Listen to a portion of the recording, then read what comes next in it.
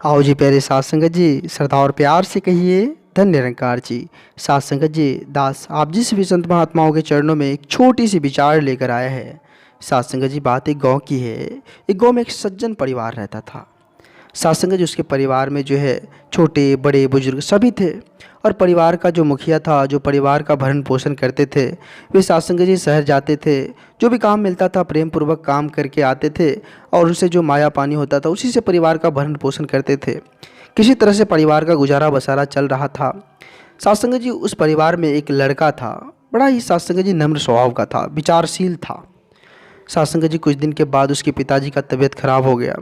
तो तबीयत खराब होने के बाद जो है सारा जिम्मेदारी जो है उस लड़के पर आ गया कि आप परिवार का भरण पोषण कैसे करना है, किस तरह से करना है।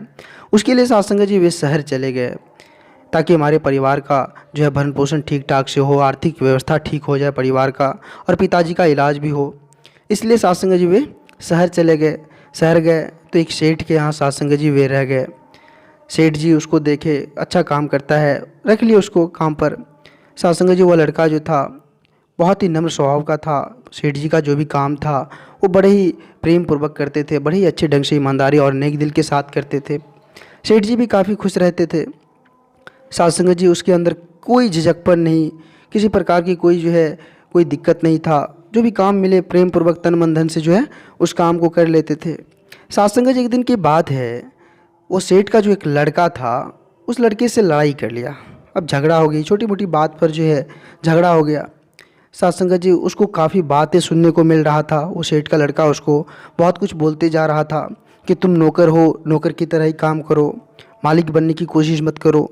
अगर सेठ बनना है, मालिक बनना है तो तुम यहाँ से फ़ौरन निकल जाओ। साथ संगत जी, वो सज्जन, वो बेचारा सब कुछ सुन रहा था क्योंकि उसकी गलती भी नहीं थी, लेकिन फिर भी वो सारी बातों को सुन रहा था। अंत में साथ संगत जी उसको नौकरी से निकाल ही दिया। वह साथ संगत जी वहाँ से निकल गया, लेकिन उसके अंदर जरा सा भी चिंता नहीं थी कि हमें सेठ ने नौकरी से निकाल दिया, क्या होगा आगे। किसी भी तरह का उसके चेहरे पर उदासी नहीं था, क्योंकि प्रभु भक्त था। जो भी कुछ करता था वो साथ संगत जी अपनी मर्जी से तो नहीं, प्रभु परमात्मा की मर्जी से सब कुछ हो रहा है, बस यही मानकर करता था। साथ संगत जी यही मानकर जो है जो भी हुआ प्रभु परमात्मा की कृपा से हुआ, वहाँ से निकल गए यह मानकर।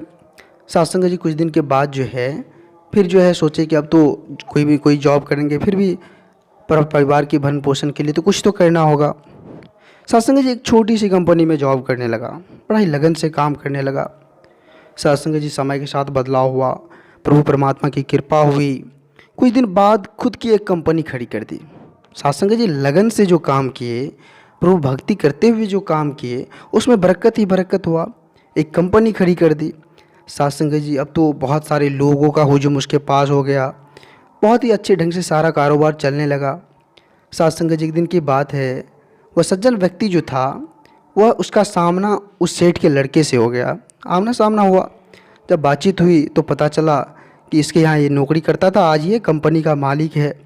साथ संगत जी, उस सेठ के लड़के जो थे उसका सर जो है शर्म के मारे झुक गया, क्योंकि वह वहीं का वहीं था।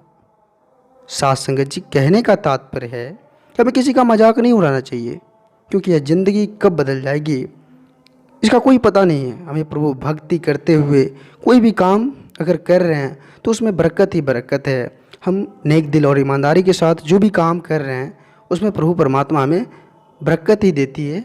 साथ संगत जी, दास आप जिस भी संत महात्माओं के चरणों के धूल के समान है, और दास आप जिस भी संत महात्माओं के चरणों में छोटी छोटी कहानियाँ लेकर आते रहता है।